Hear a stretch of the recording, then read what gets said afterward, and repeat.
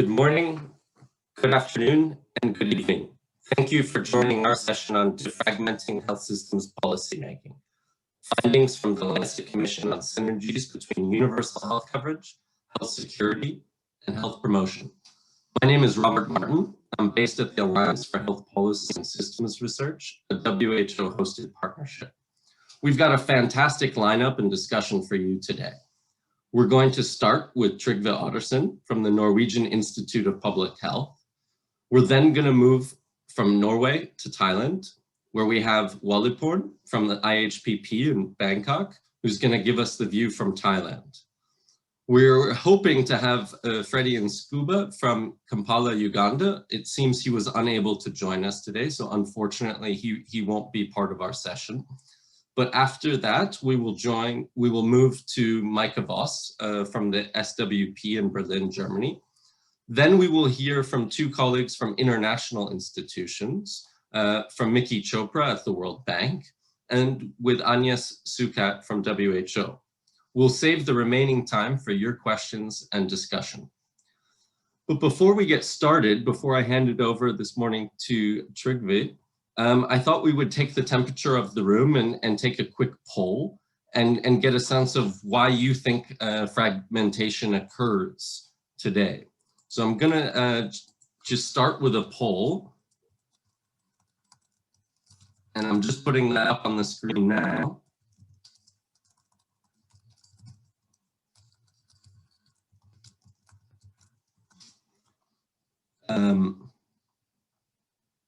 We could just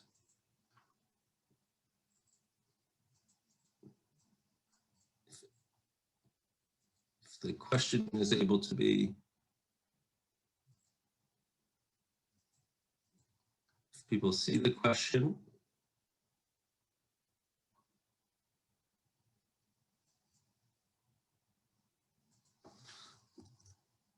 Okay, I think we'll come back to the poll later. At this point, Trygve, can I hand it over to you to start with an overview and an introduction of the Lancet Commission? Sure, thank you, Robert. So I will just share my screen here, or at least that was the plan.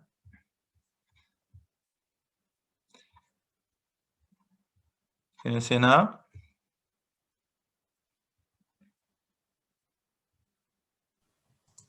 Can you see the screen? Yes. Yes.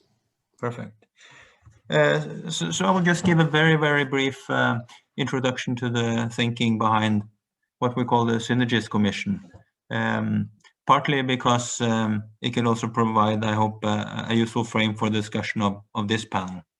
So the starting point for us is simply the kind of widely shared idea that global health is more fragmented than it needs to be. Of course, that occurs, or that fragmentation occurs at so many levels in so many areas of global health.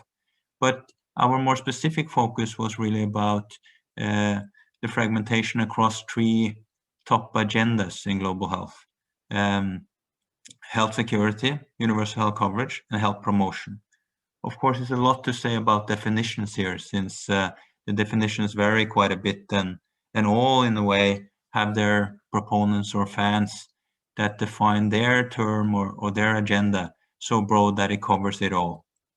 But we have focused on what we have called the kind of more narrow or common definitions of these three agendas, and then try to look at how are they fragmented and what can we do to make them better align so that the overall goals of global health is pursued more efficiently than they are today. So very simply, the kind of idea behind the commission is really this: the problem here on the left-hand side, that we believe that these three agendas, or more specifically, the various initiatives or efforts that is pursued under these kind of headings, health security, universal coverage, and health promotion, that those are less aligned than they could be.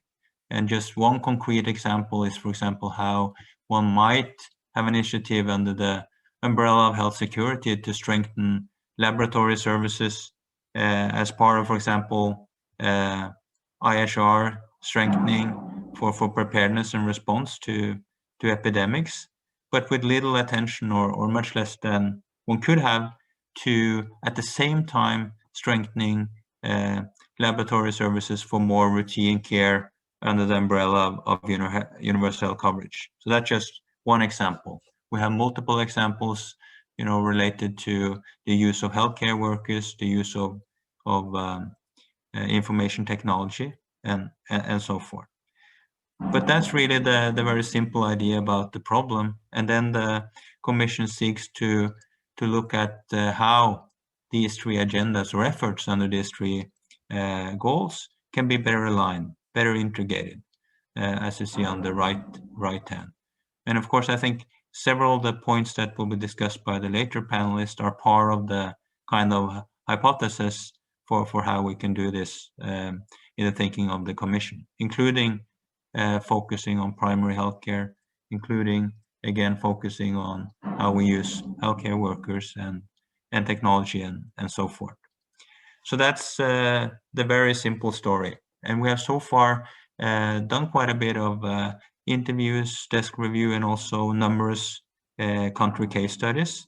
But what happened, and the reason why we will not present findings here today, is of course COVID-19, which affected this work in multiple ways, some good and some bad. Bad in the sense that it delayed our work, as many others have experienced, but good in a way, although of course unfortunate that it had to happen this way. We think that it have really underscored the relevance of looking at better alignment across these different agendas, and also provided material and context for us to examine the kind of basic goal of the Commission to a greater extent. So that's what the Commission are up to now, is revising his work in light of what have happened over the last year or so. And here I just included 4 observations from the COVID-19 pandemic that I think have relevance for how we will work over the next months and year. One is that health security, even narrowly construed as being about reducing the risk for pathogens crossing borders and providing risk in that way. Even under that narrow understanding of health security, it has failed in many countries. Then second, that health security, universal coverage, and health promotion, COVID have really demonstrated how these three are really interlinked. We knew that before, but we have got another large set of demonstration in this round. So one example is of course that that part of that universal coverage is so central, or healthcare has been so central to how one have managed this response, but also how, including in Norway, have ideas about hospital capacity have really guided and determined the level of non-pharmaceutical interventions that one thinks is needed, and all the cost that comes with that. So that's just 2 examples. And when it comes to health promotion and NCDs, of course, COVID-19 have demonstrated what we have seen also in many other contexts, that people with risk factors, comorbidities, are at higher risk also for infectious diseases.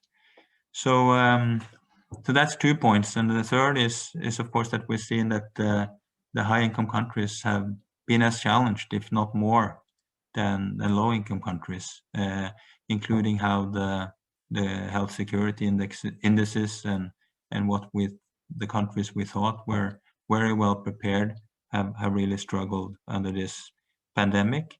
And fourth, how global collaboration have both succeeded and failed. Just in the area of vaccines, I think we have seen both the best and the worst of global collaboration. Best in terms of research and development, or at least aspects of it.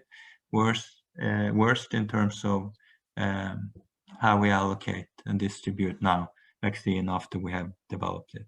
So that's just 4, I think, well-known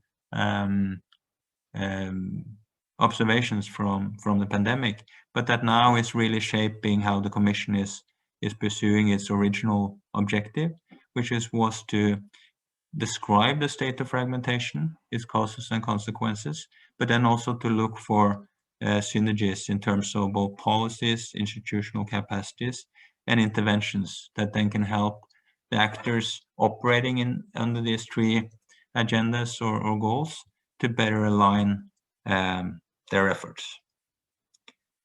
And here you see the Commission as its first meeting in London several years back. So that was all. Over to you, Robert. Okay, thank you so much, Trygve, for that overview. I think we're all now on the same page and know a little bit more about the Commission, the background, the genesis, and the objectives. At this point, I'd like to ask Waliporn to join us and to present the view from Thailand. How is this Commission perceived? How is this fragmentation understood within Thailand? Over to you, Waliporn. Thank you, Robert and Trygve, for the introduction. Could I turn off my video in order to keep the internet signal good? I hope that you see the slide. This will show you the case of Thailand on the COVID-19 management. I would like to show you on the universal health coverage and the health security are interlinked, very close interlinked, and it could synergies together. For the Thailand universal health coverage, it was launched in 2002, and then it is sustained until today. The UHC in Thailand served COVID response very well. During 2002 until today, Thailand faced many crises. In 2004, it was a tsunami and also the global pandemic on H5N1. 2011, the severe flood throughout the country. 2015, again, MERS-CoV. And recently, COVID-19 until last year until today. This slide shows you the situation of COVID-19 in Thailand. As of yesterday, the confirmed case is 23,000 and we have 79 deaths. Less than 0.5% of the deaths out of the confirmed cases. We are facing 2 waves at this moment. The first wave was last year during March and April. Thailand controlled it quite well with 0 local transmission during May until November, several months. Unfortunately, we found out the COVID-19 again last year, the end of December 2020, and we are trying to control. At this moment, we can control it well. For the COVID-19, Thailand conducted the intra-action review with supported by the WHO. The review show the Thailand strengths, for example, the whole of government through the management of the Center for COVID-19 Situation Administration. This center is led by the Prime Minister. We have one voice to share the information to the public. And also many policies are based on scientific knowledge or the available data and information that we have. Multi-sectoral collaboration is really needed for the COVID-19 response. This slide shows you on the governance of the COVID-19 containment. You can see that we need a coordination with several sectors, both public and private, as well as to the general public. This slide show you on the universal health coverage and health security, what they are interlinked and work together. For the infrastructure, of course, they are different departments of the responsible person, but they can work together well. For the health workforce, the frontline worker and volunteer and the fund manager for the UHC, they are work with their own. Whereby for the COVID-19, we have the IHR core competency, especially for the surveillance and rapid response team who conduct contact tracing. For the financing, it is separate, totally separate for the financing of the UHC and also the extra budget for the COVID-19 response. The information is also separate. Societal value in Thailand is also different. However, it worked together quite well. The financing through the UC scheme support the management of the COVID-19 test, contract testing, and treatment in hospital. In summary, I would like to summarize that the universal health coverage in Thailand is a foundation for the healthcare response to COVID-19, not only for dealing with the COVID-19, but also to maintain essential health services. The frontline worker as well as village health volunteer are the backbone. They not only concentrate on maintaining essential services, but also they are proactive for the active case finding to support the control of the COVID-19. Funding for the COVID-19 response is managed by the Universal Health Coverage Scheme in Thailand. The second point on the summary is that Thailand has implemented various approaches on the budgeting and financing to deal with the COVID-19. I will not go into the detail, which is interlinked with the UHC. The key lesson from the COVID-19 really show us that it is an energizing of the UHC and health security for maintaining the essential health services while we are combating the COVID-19. That's all the case experience from Thailand. Thank you.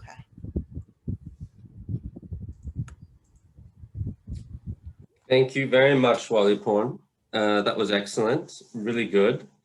We will now move on to Maike Voss from SWP from Germany. Maike, over to you.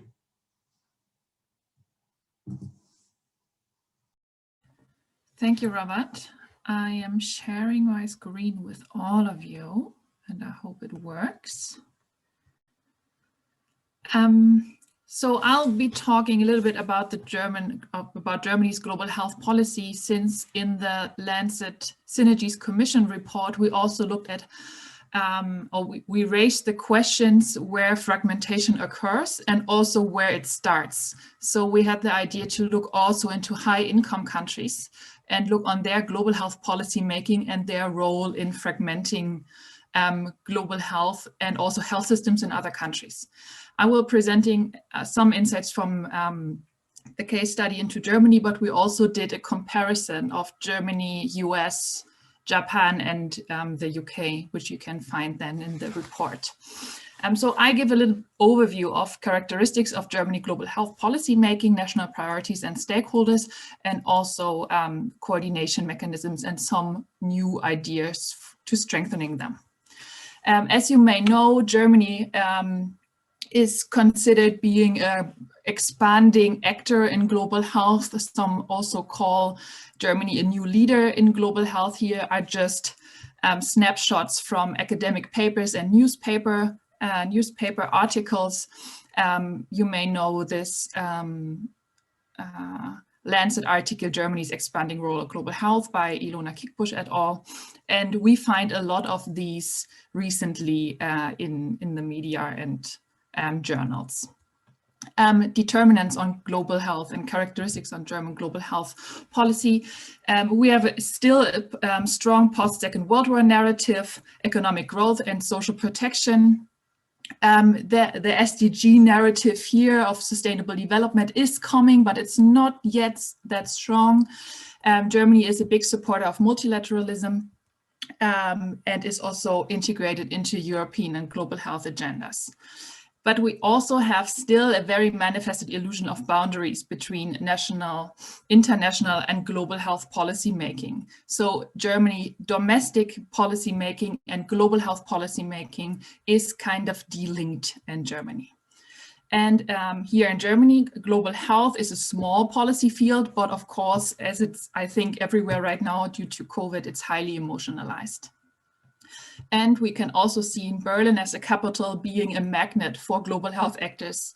In the last years, the Gates Foundation, the Wellcome Trust, and other big institutions opened offices here. Oh, sorry, and Germany's whole foreign policy follows a rights and rule-based agenda. Germany has a new global health strategy. It was launched last October, and it was launched very quietly, I think, due to COVID-19. The new or old priorities here is promote health and disease prevention, which is basically a little bit a bucket for everything that doesn't fit somewhere else, not very concrete in the text. First time they mentioned the reduce and health impacts on climate change. So climate change is first time a priority in Germany's global health policy making. Strengthening health systems and UHC, of course, is a priority of the German government. And safeguarding public health through health security and the provision of medical assistance in humanitarian contexts. So Germany is putting health security not only in the context of infectious disease prevention and response, but also in humanitarian context. And it's the first time Germans use the term health security. Usually they mention it as health protection, so a little bit of different framing. And the last priority mentioned here is global health research and innovation. The current health minister is looking at digital health quite seriously. And strategic objectives, of course, Germany doesn't have a leadership narrative in any of their documents. They do partnerships, and they also want to do more on policy coherence here in Germany. Some years back, I looked with a colleague on the actors, the state actors and the national state actors, and looked on their all their documents they have on global health. And also we kind of try to find out their framings, which also can link to UHC, health security and health promotion. So we have not a whole of government approach when it comes to global health in Germany. We don't have all the ministries engaged. And of course, every ministry right now feels the pressure coming from COVID-19, but not all of them are in global health. So the big actor, and I want to just mention two or three, is the Ministry of Health. The leadership for global health is there. In other countries, the leadership for global health comes from the Foreign Office, but in Germany, it's the Ministry of Health. However, the money for global health lies in the Ministry for Economic Cooperation and Development. So we have kind of a fragmented mindset and budget here. And of course, the Ministry of Education and Research is a big actor as well, since they fund research and research networks all over the world. The Foreign Office in Germany is a kind of new actor in global health. They only have small offices and some people working on that. But of course, if you have a broad understanding of health and mainstream health, you find it there as well. Germany's leadership, you may know Angela Merkel set health on the agenda of G7 and G20 and is also a big supporter of WHO. I took this screenshot here from my Twitter feed where Dr. Tedros called Angela Merkel leadership, and she's simply amazing. I find this quite amazing and took this picture. We see high external expectations from Germany in their role in global health. So Germany is called leader, but Germans would never call themselves leader in global health. So we have kind of an expectation perception gap here. At the same time, we have, like when you look at the whole government and not only the global health actors here, the whole government, we have moderate internal ambitions and also capacities. So I think the German government identified that there is a lack of, for example, training at universities. So we see now investments in having new master programs, new PhD programs, for example. So it's coming, but it's not there yet.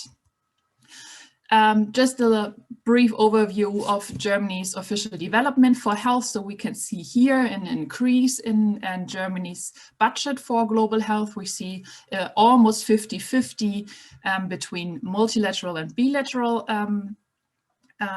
funds, but we also see that Germany would have to almost triple its contribution to reach WHO goals of spending ODA. So there's a long way to go as well here.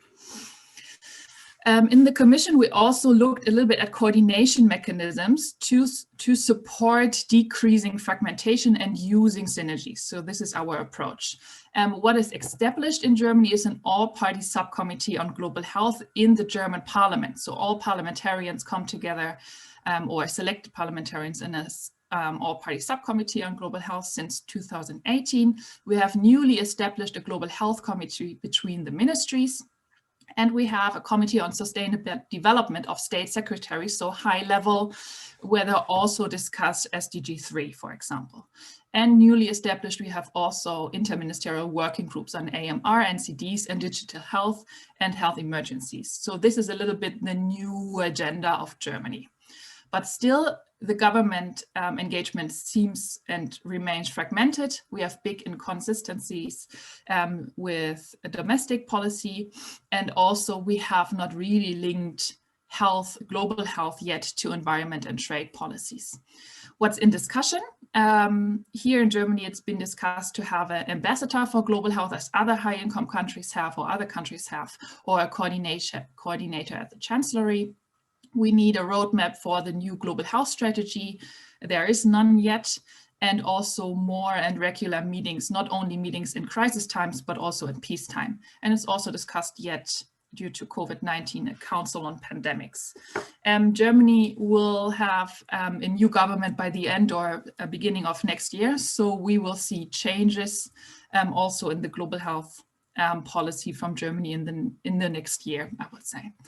I think that was it from my side. Thank you. Excellent. Maike, thank you very much for that overview of Germany's role in global health policymaking. Very interesting to understand and see what you call the de-linkage between domestic health policy and the global role, and understand better some of the fragmentation and some of the synergies within Germany's global health policy making. At this point, we've heard from Germany. We've also heard from Thailand. We've heard about the whole of government approach, the interlinkages between UHC and health security in Thailand, the overlap of health workers.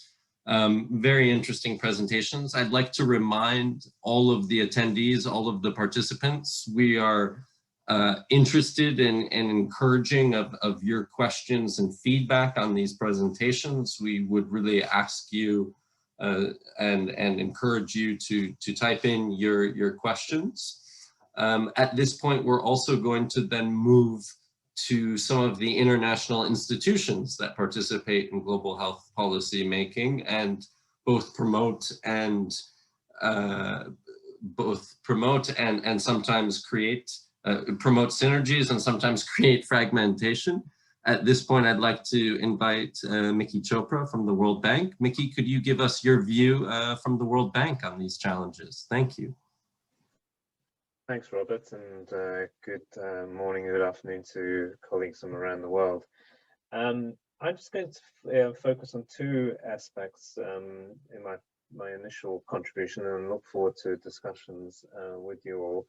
I'm going to focus first on some of the lessons we're learning and the sort of shifts we think are occurring because of the response to COVID, and then I do want to then pivot from that to challenge and an opportunity that we're facing right now for further fragmentation, but it could also be a springboard to a stronger health system, which is the vaccination scale up and delivery. So let me just start with some reflections from our side in terms of what lessons we're learning and moving forward around health services and this issue of integration. And in particular, I want to highlight sort of 5 key things that we're picking up around healthcare moving forward.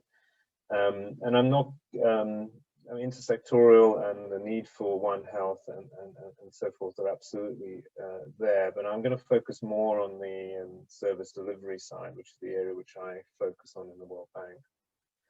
So firstly, I think it's clear that healthcare moving forward have to be more distributed, that we can't just rely on fixed facilities. We now need to, as many countries have done, is how do we deliver care in the home, in the workplaces, in the community, taking full advantage of the mobile technology, which is now getting more and more widespread, but also the traditional modes of delivery for community health workers, primary care systems, which are more distributed and more integrated into the communities. And of course, that will play a key role for, in terms of future security and surveillance efforts as well. So how to get those synergies with a more distributed healthcare system, I think, is going to be really important lessons in moving forward and innovations there. And that's sort of linked to the second one, which is about connecting and connected healthcare. That all these new models and modes of delivery are really only going to work when we have information systems and levels of care and networks of care talking to each other and able to connect and share information and data in a secure and respecting privacy and so forth. So that remains a key challenge, but also opportunity moving forward. We've also learned that service delivery in healthcare will have to be continuous. That's the idea that you only have 15 minutes that you spend in a fixed facility, and that's the beginning and end of your healthcare and health interaction is completely now outmoded. It already was, but now it's been shown to be even more so. And so how do we make it something that's available much more, even the 5,000 waking hours of the day of the year, and so that is now becoming possible, and we have examples of that as well. And of course, this all reminds us that once again, the idea, we have to remind ourselves of the human-centeredness of healthcare, and how do we put ourselves in the shoes of the people we're serving, and design and deliver services based on the needs and experiences and the desires of the population, and not of the service providers per se. So sort of getting that human-centered focus, the outbreak has reminded us again of the importance of that. And then I think finally, it's one further reflection is the collaborative and decentralized nature, that without bringing taking, not just sort of putting ourselves in the shoes of the users, but also in the shoes of the provider, the frontline providers, and how do we empower them at a decentralized level. So if we're going to avoid fragmentation moving forward, I think these are some of the key lessons that we're relearning again because of COVID. And perhaps to bring it to vaccination and vaccine delivery, I just would suggest then, I mean, there is a challenge here that because of the emergency and the rapid need to scale up, that we could well see, and we are seeing in some cases, deployment of very narrowly defined information systems, which are, yet another new and ISO and fragmented information system for vaccine monitoring, for example. And so, and once again, the pressure on health workers and a very top-down approach to health workers to deliver yet another service. So there are some great risks moving forward with the emergency approach to vaccination. But on the other hand, if it's done well, this could be a way of defragmenting. So, for example, this is a great opportunity to revamp and update and include many health workers outside of the one, because they're going to be the first to be vaccinated. So the drive to get them registered, to get them recognized, get a whole cadre of new workers such as community workers into the system and at least registered and seen as part of the workforce. So this could provide a springboard for then more creative, and I said distributed and connected and empowered service delivery. So we are particularly focusing now on this opportunity.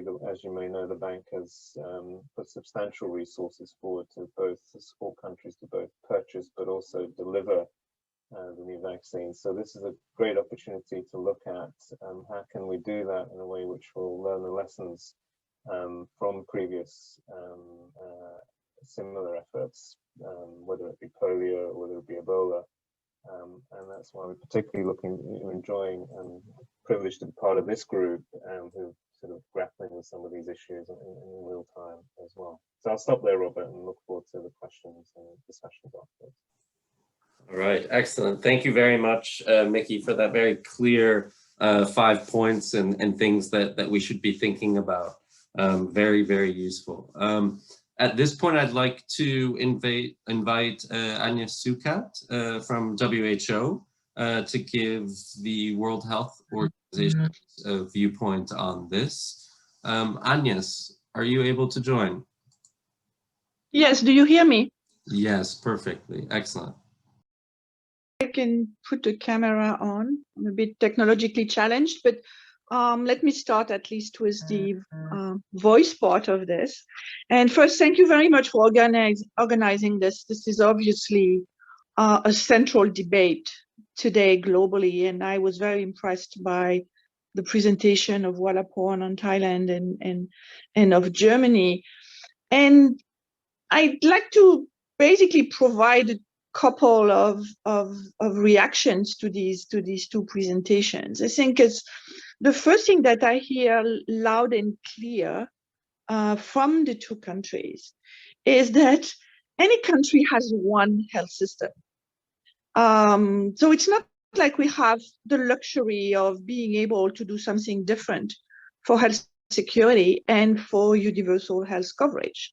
We have one country, we have one society, we have a set of institutions in a country, we have institutional history, and whatever we do is invest in health systems, whether it is investing in a health workforce or in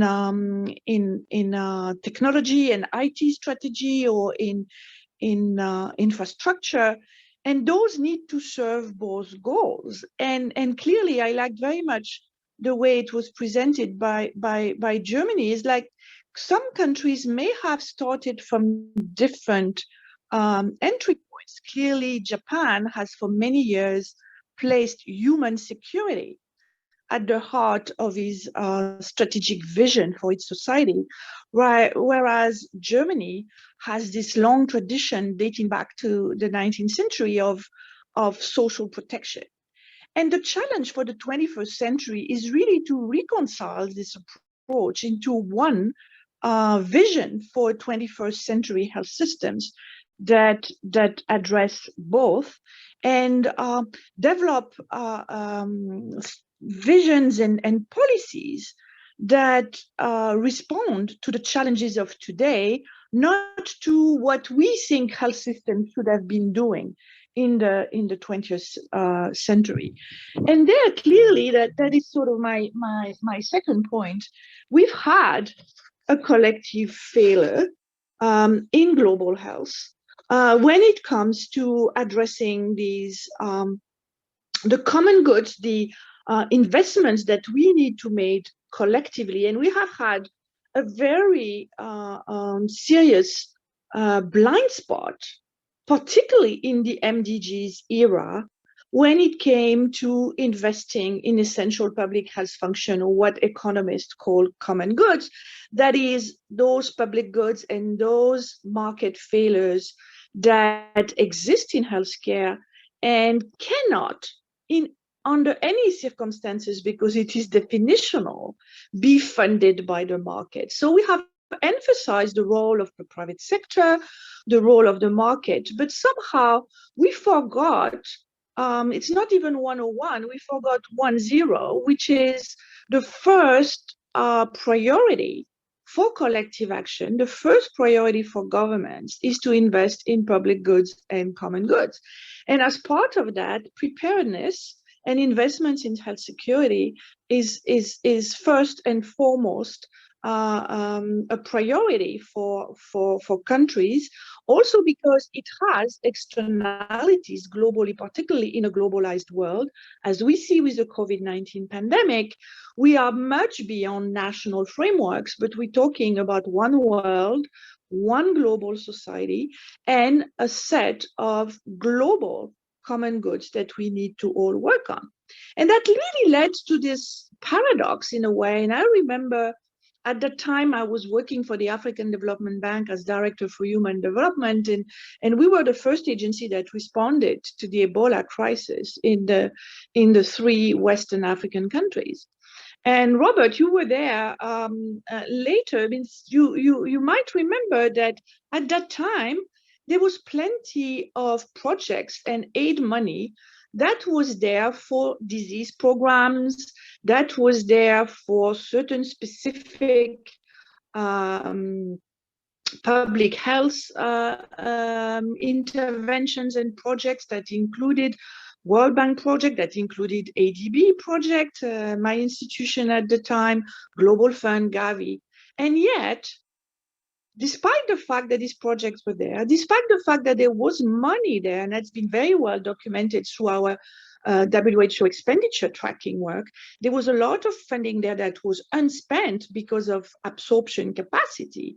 Despite that, we had no funding for environmental health programs. There was no funding for surveillance systems.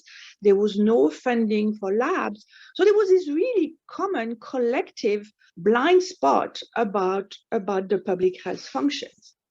And part of that, I think, can be linked to a confusion that has arisen in the MDGs eras between the equity argument and the common good arguments. And these are, in economics, 2 fundamentally different arguments, and they are often confused in the global debate.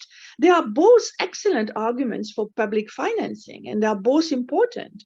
And the equity argument is fundamental and has been emphasized. But the other argument has been forgotten. The common goods, the public good argument has been forgotten. And when we talk about common goods, it's not about poor countries. It's not about poor people. It is about everybody. And this is what the COVID-19 global crisis is showing us so clearly, so vividly, that the common good argument plays as much in the high-income countries as it plays in the low-income countries. That's not an equity issue. It is a public good issue. It's a global common good issue.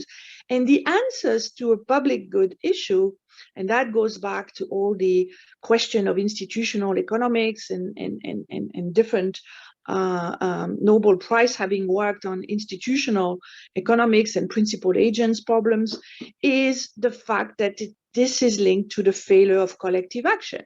And we know collective action is easy and is nowhere easy. It's not easy at community level. It takes a lot of investments to create grassroots movements at community level.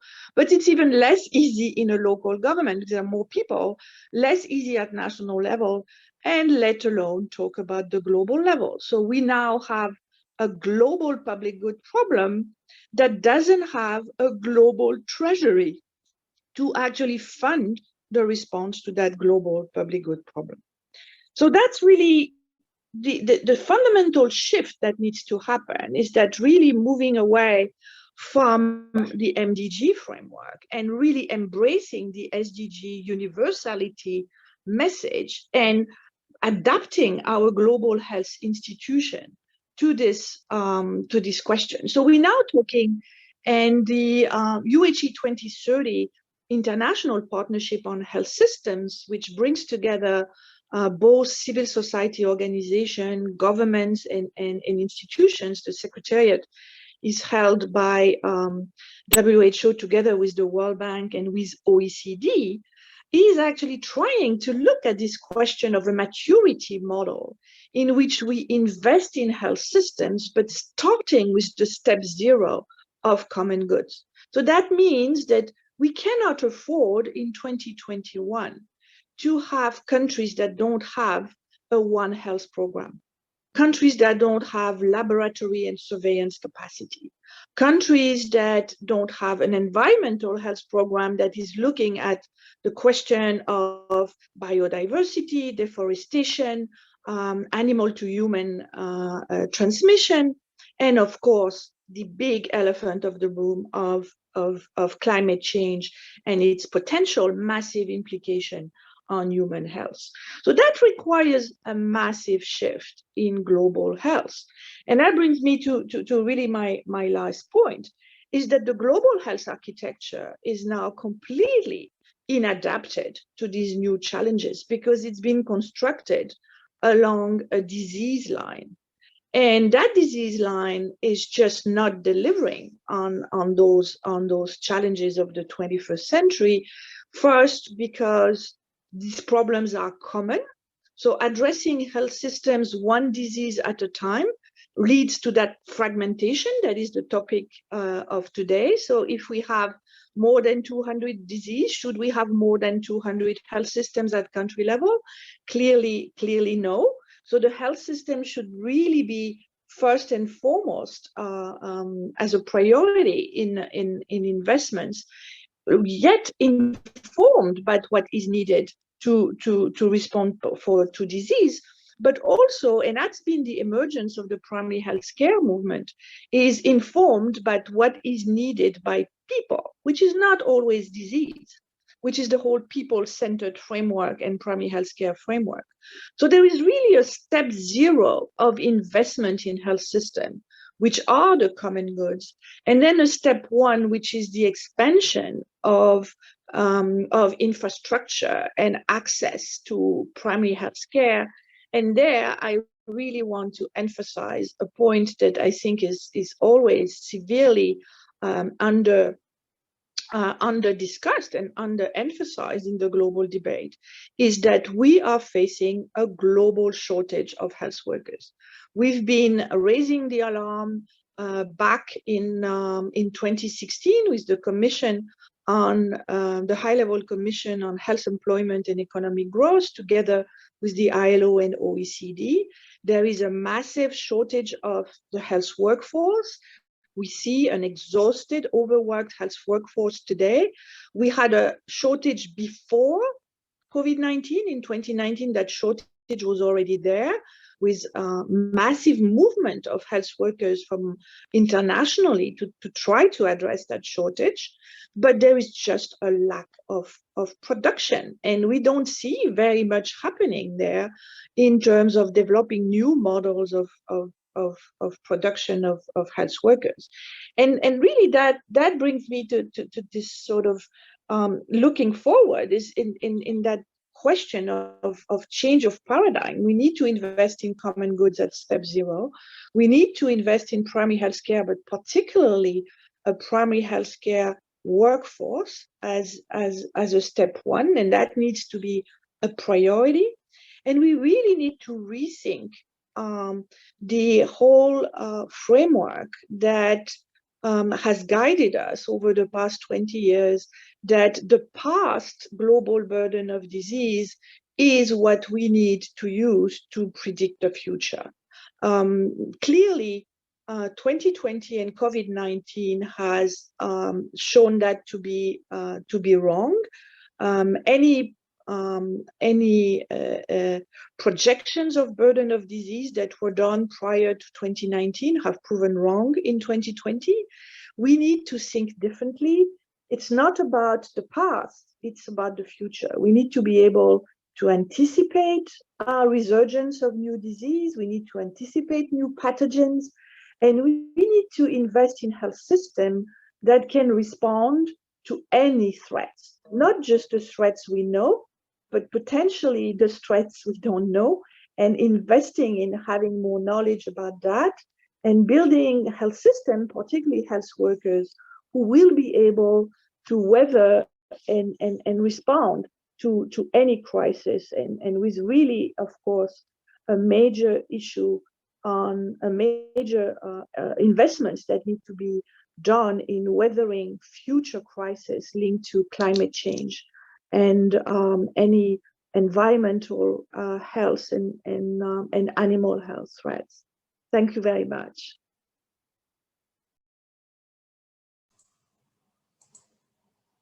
Thank you, Agnes.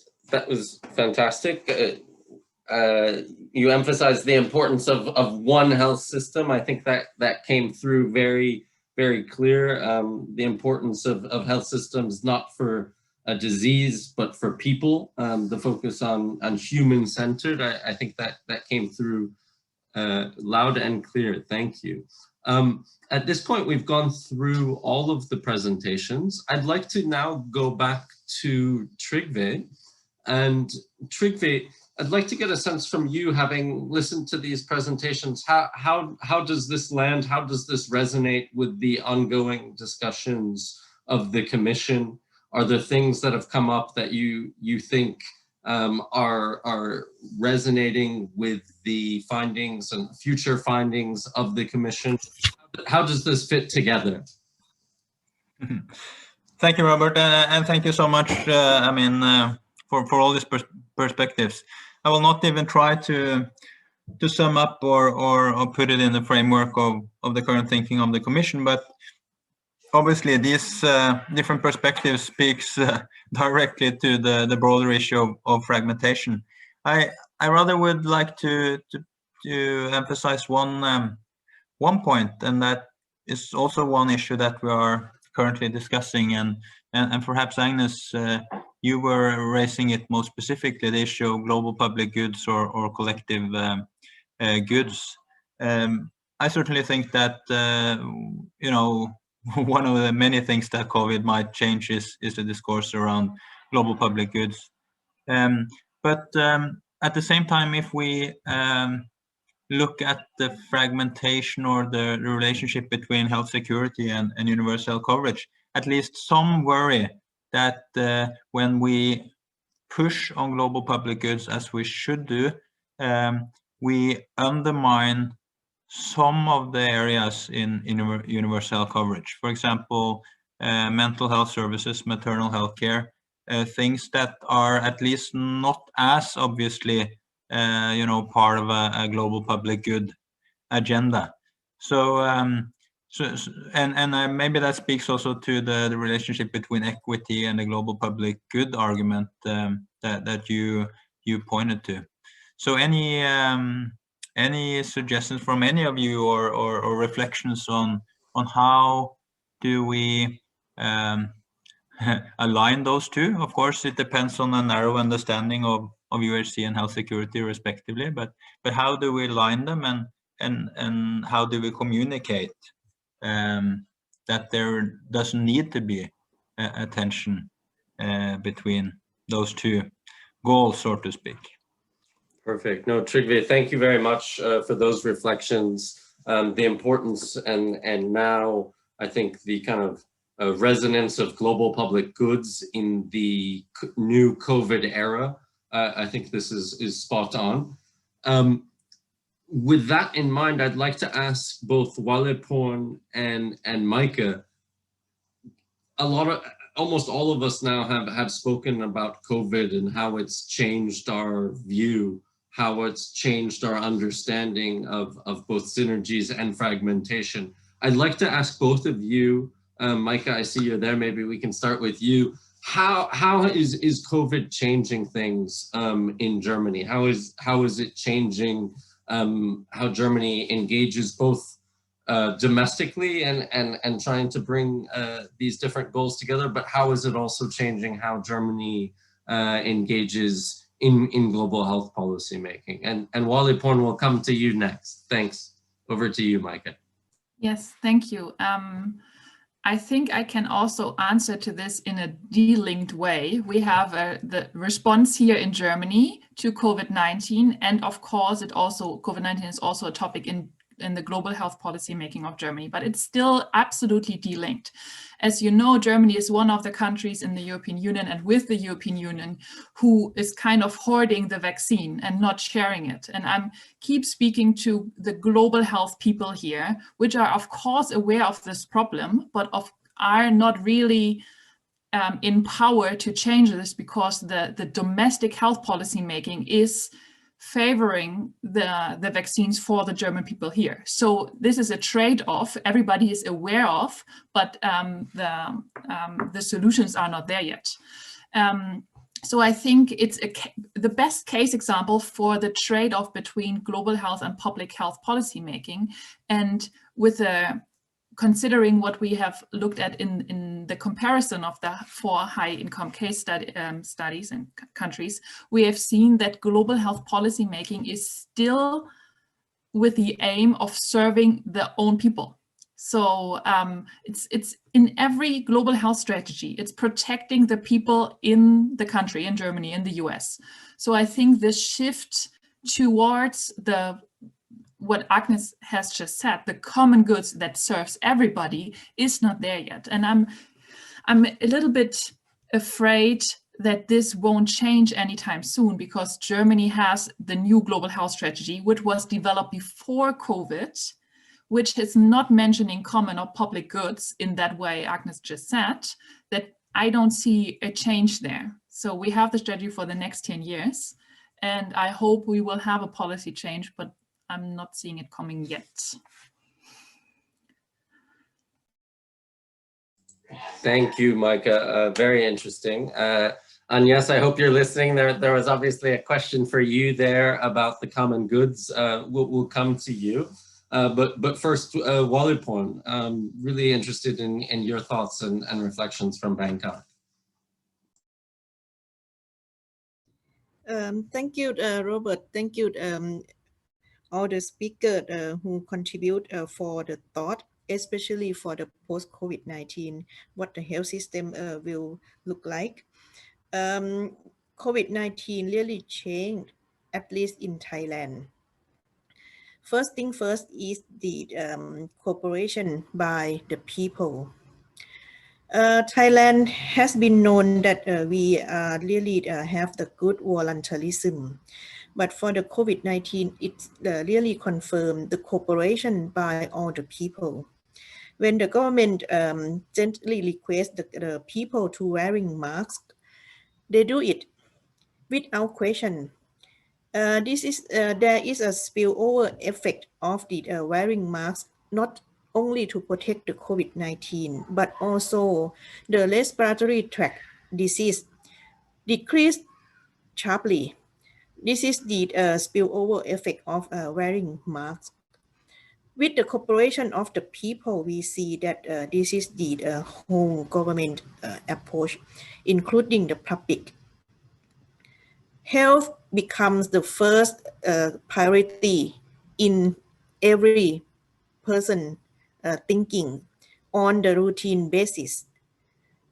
This is very good opportunity for the health sector to boost more on the health literacy, not only for the COVID-19, but also for the other health promotion, as well as disease prevention. This is I see the change at the community level.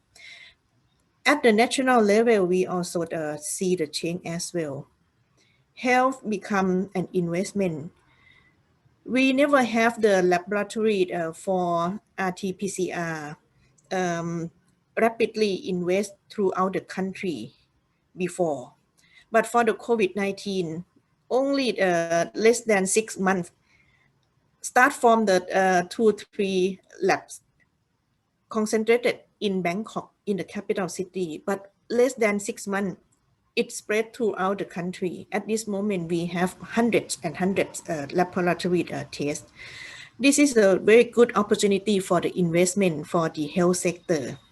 This is national level, and everyone agree that we need to invest. Field hospital, was created quickly, and we can mobilize additional investment from the other sector. The government recall the budget from traveling abroad to come back to pooling at the government pot and then reallocate to the health sector. For the global level, I see that we really need global solidarity, and this one can talk for a day, especially for the vaccine. The global solidarity versus affordability or the accessibility of the vaccine and the price of the vaccine as well. How come that one government can buy the same vaccine from the same company with two different prices? One by dealing bilaterally with the private company and another price from dealing with the COVAX facility, whereby we might see that, oh, this might not good global solidarity. That is another example that we still need for alignment of the global policy versus nationalism or multilateralism. Yep. That's for all, for the three levels: community level, national level, and global level. Thank you. Thank you, Olipon. Really, really interesting to hear that perspective from Thailand and the reminder of the different levels and the centrality of health across all of these. I mean, I think, as you mentioned, COVID is really reminding all of us just of how important, how central health is to everything. I also really appreciated the reminder on solidarity and the importance. I think that's something that we're all continually reminded of through this. At this point, I'd like to again remind the attendees and the participants, we're keen to get your views, your perspectives. If you're able to, please throw some questions into the chat. I see one already from Alice Sabino. Will links to the latest reports from the Commission be shared? Alice, of course, we can do that. We can share some of the materials from the Commission that are available and have been published now. I'll ask Trygve to give more input on that later. I know also with both Micah and Waliporn as commissioners, the meetings of the Commission are ongoing. So I'm not sure if the final report is, I don't believe the final report is ready yet, but I'm sure there are some things that can be shared now. At this point, I'd like to move on to Agnes. Agnes, I hope you're still with us. You heard the question from Micah about common goods and the importance and their relevance. Micah shared with us that concept is not currently, as you shared with us, it's not currently included in Germany's latest global health strategy. Is that a problem? Is that not a problem? And what does COVID help us understand in terms of synergies and fragmentation from your perspective, Agnes? Over to you. Thanks, Jai. And I think it's a fascinating remark, and such an honest one. And I would really also honestly respond. I think it is a problem. And we've had the steering committee of the UHE 2030 International Health Partnership, the Partnership on Health Systems, and we had all the stakeholders there. And the biggest concern that was expressed was the fact that the debate is still very much locked in a pre-2020 framework, and that people still talk about initiatives that were born in 2017 or 2018, or and don't seem to be able to go beyond the framework of the global architecture that was designed pre-COVID-19. And I would say yes, it is an issue, and the question is, whether they are correcting mechanism in times of crisis, to have intermediate review of these kind of strategic visions and papers to be adjusted. Actually, Ilona Kickbush and myself just wrote a paper on this, which we hope is going to help having that discussion about the question of solidarity and the question of public goods and equity, and saying that actually solidarity can be used for the two concepts, and the confusion in language doesn't help, right? There is a say that says that that goes back to Montaigne, our 17th century philosopher in France, which says that not naming things properly is the first level of problem, right? So confusing the question of equity with the question of common goods leads to confusion in policies. And that's why the question of equity and getting low-income countries and low-income households to join the curve is fundamental. I was myself part of the Lancet Commission on 2035, together with Larry Summers and Dean Jamison, and we had articulated very clearly the equity argument for investing in expanding access to healthcare to the poorest in the world as a way to get everybody to enjoy good health and long life expectancy. But the common good argument is another one. It's a black swan argument. It's an argument that tomorrow might not follow the pattern of yesterday. And it's clearly the case if we look at the climate change numbers. It's clearly the case if we looked at COVID-19. We don't really know what is going to happen 1 year, 2 years from now. There are very different potential scenarios. So we really need to be able to articulate the public good and the common good arguments separately from the equity argument. They're both valuable. None of them is more valuable than the other. The only thing is that for the common good and public goods, by definition, markets cannot address it. It's not something we've been as a community, and I've been guilty myself on emphasizing the problem of user fees and user payments as the biggest obstacle to UHC. But when it comes to surveillance, to One Health, to environmental health, to pandemic preparedness, that's not a question of user fees. Nobody's paying for that. There is no country in which we ask people to pay for these things, right? They are free at the point of delivery. It's just governments don't just fund them. And the reason governments don't fund them is that there is no demand from people, because there is no realization of the importance of it. I mean, that was pre-COVID. I think now there is a realization, there is salience, but there is mostly the failure of collective action, the failure of societies to agree to fund this. But I would agree with particularly Wallapon on how she explains how COVID has changed so many things in Thailand, that COVID-19 is an incredible opportunity to get that question of collective action, and I would be optimistic there. I think it is working.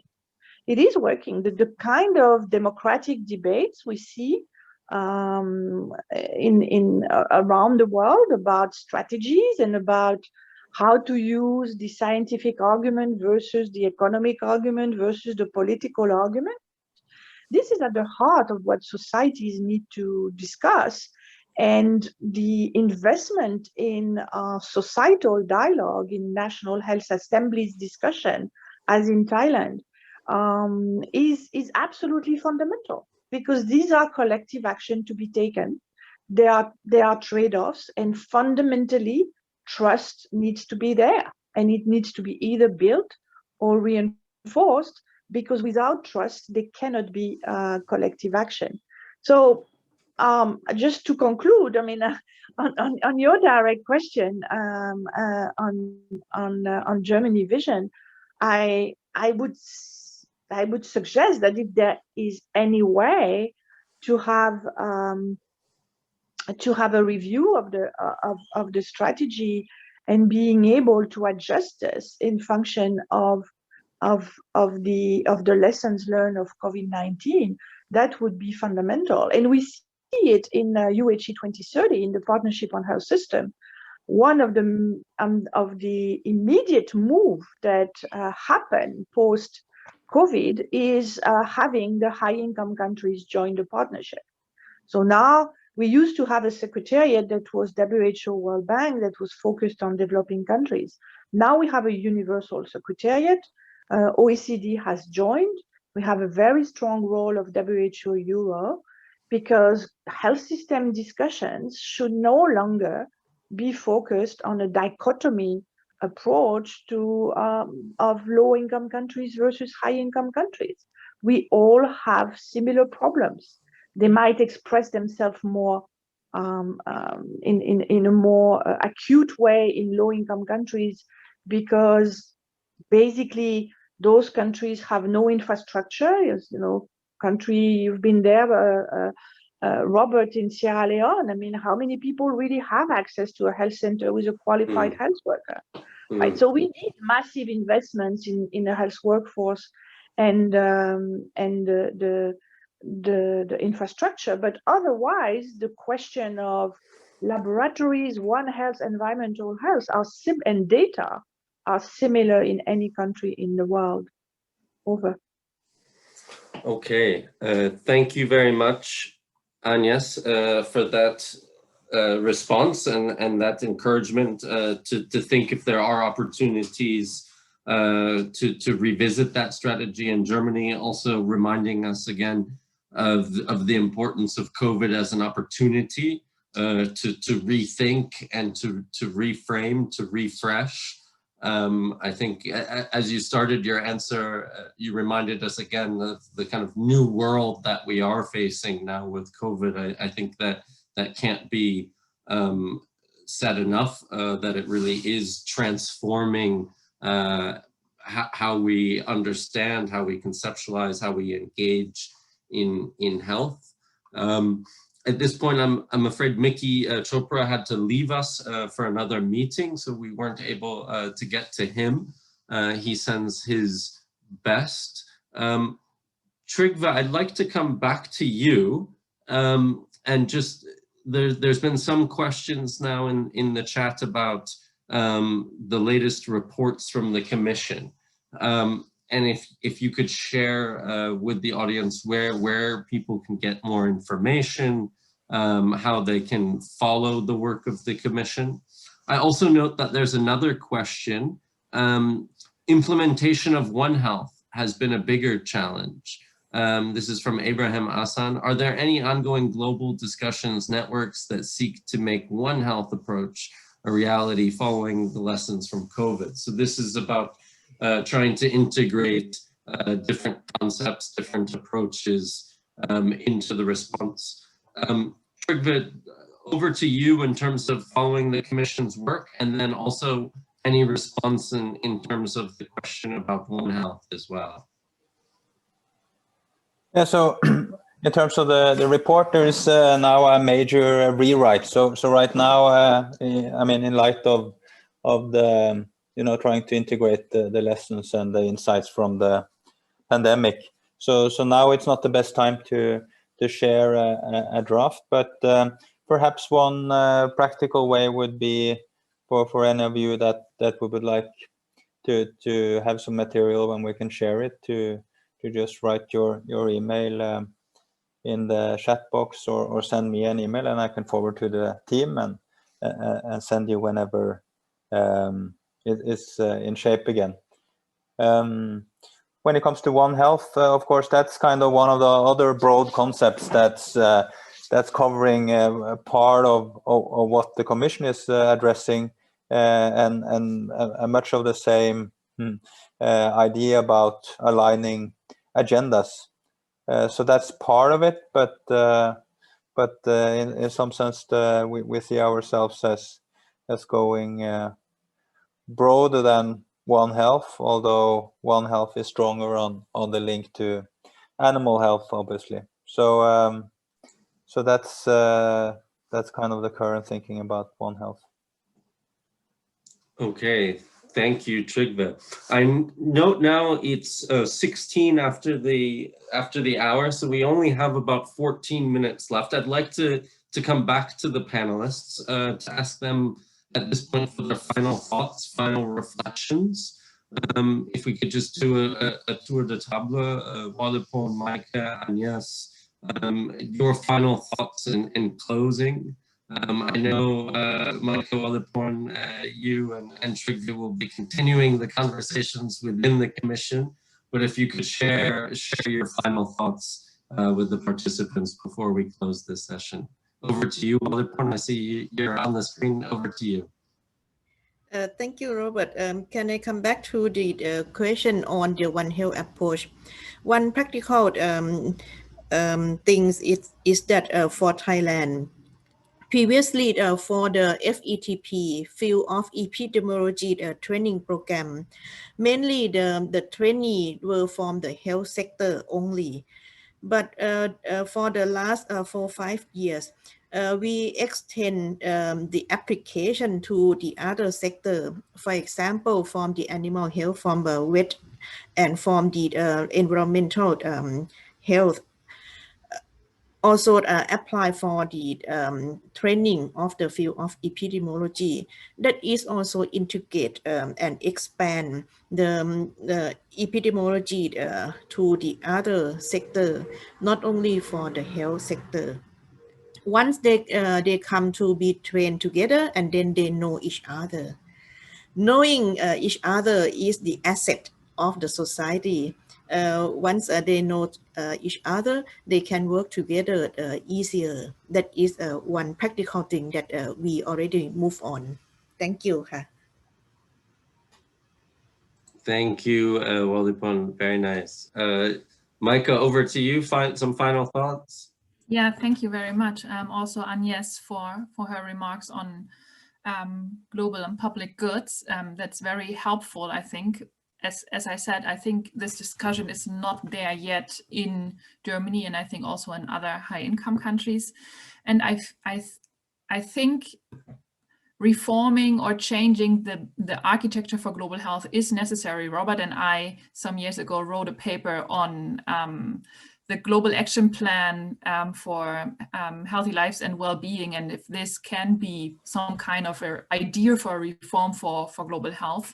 And I think discussions around this are almost silent, so maybe we have to think about ideas like this again. And also any kind of structural change in the global architecture means big structural changes in high-income countries, because the way we fund, the way we talk about it, the structure here is also determining the structure globally.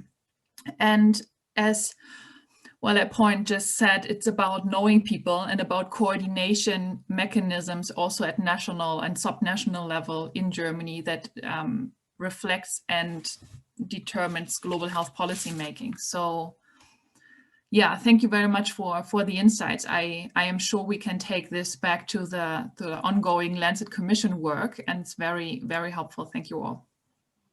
Okay, perfect. Thank you, Micah. And yes, over to you for final thoughts. Yeah, thanks. And thanks to everybody, and thanks to you, Robert, to give the opportunity of this discussion. I found it really, really useful, and I'm encouraged by what I hear. And I think the way we're moving forward is really constructive, and I'm actually quite optimistic.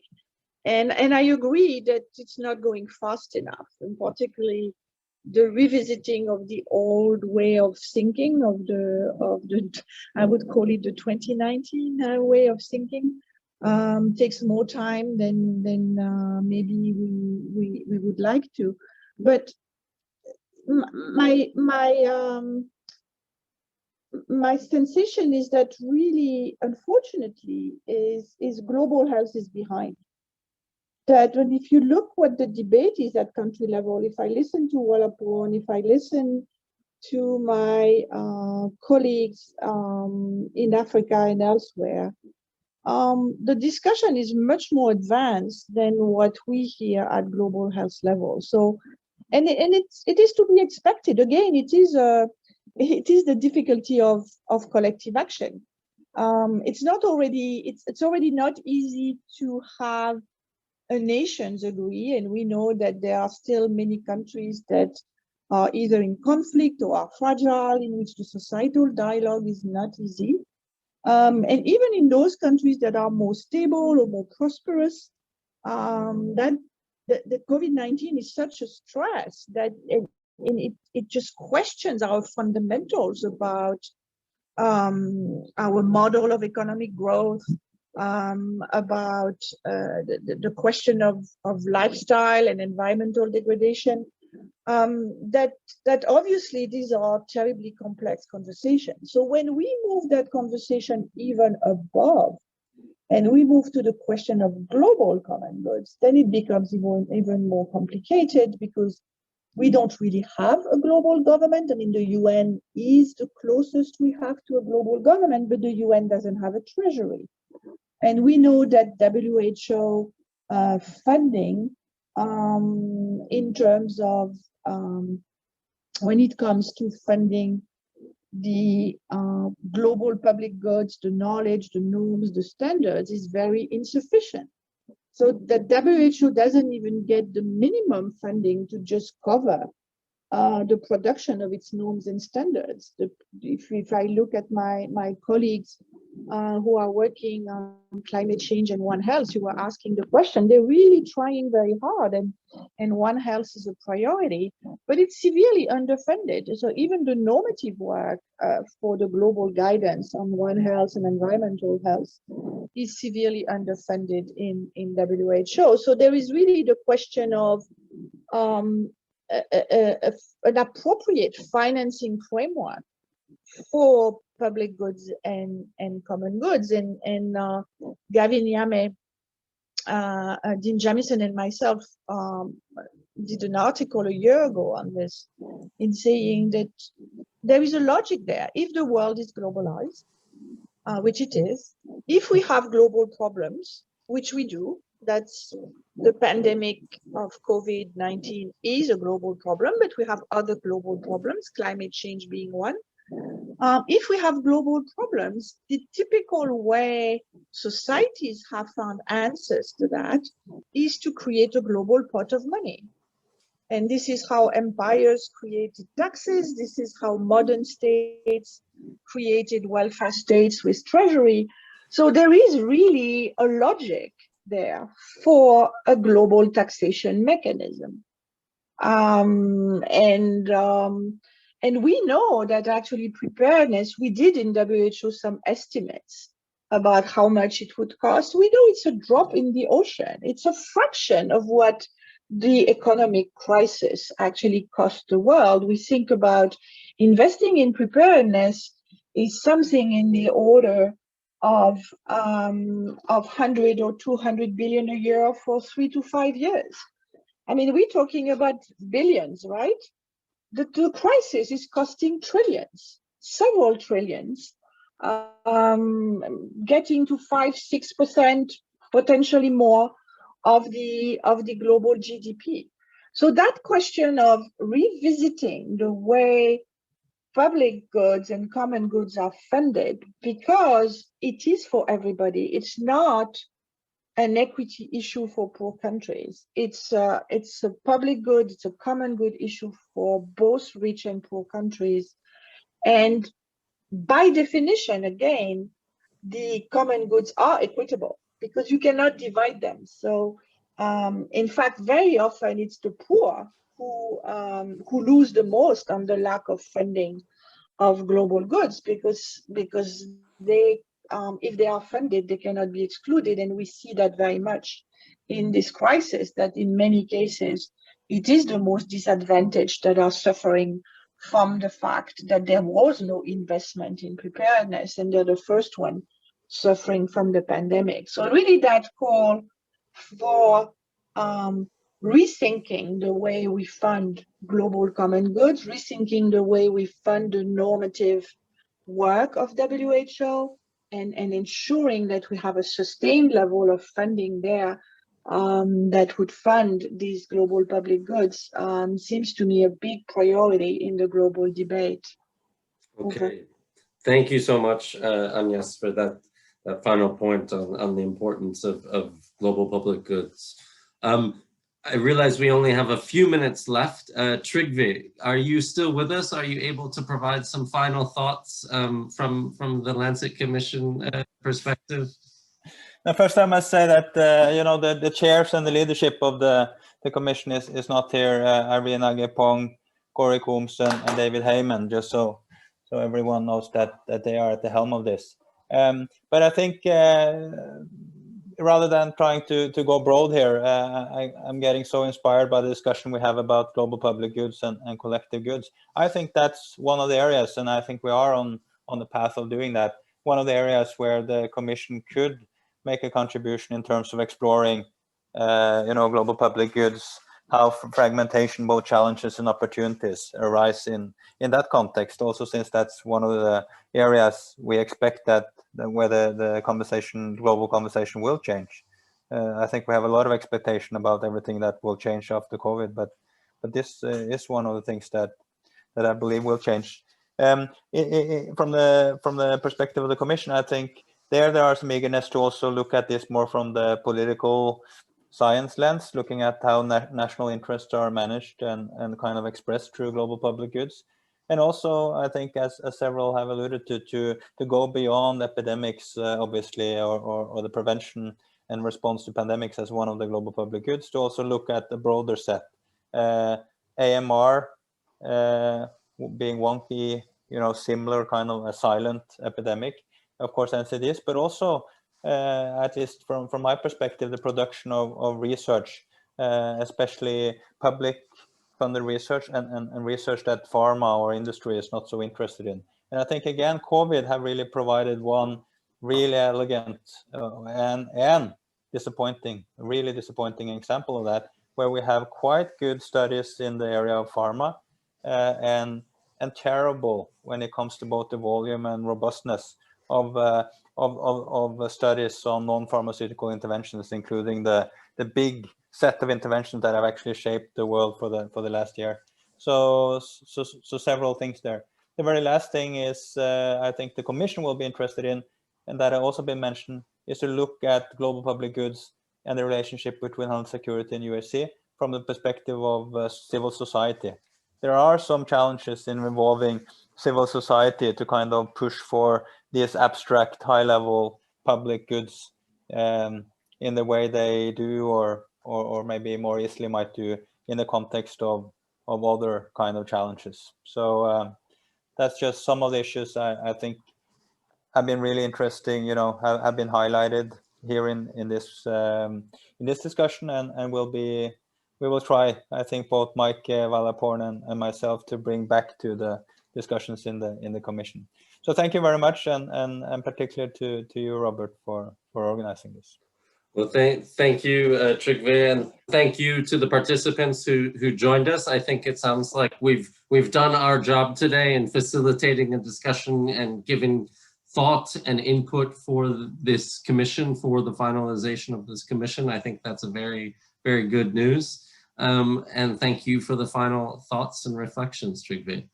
All right, everyone, thank you very much for joining, and we'll be in touch. Stay well. Take care. Bye-bye. Bye bye. Thank you. Bye bye.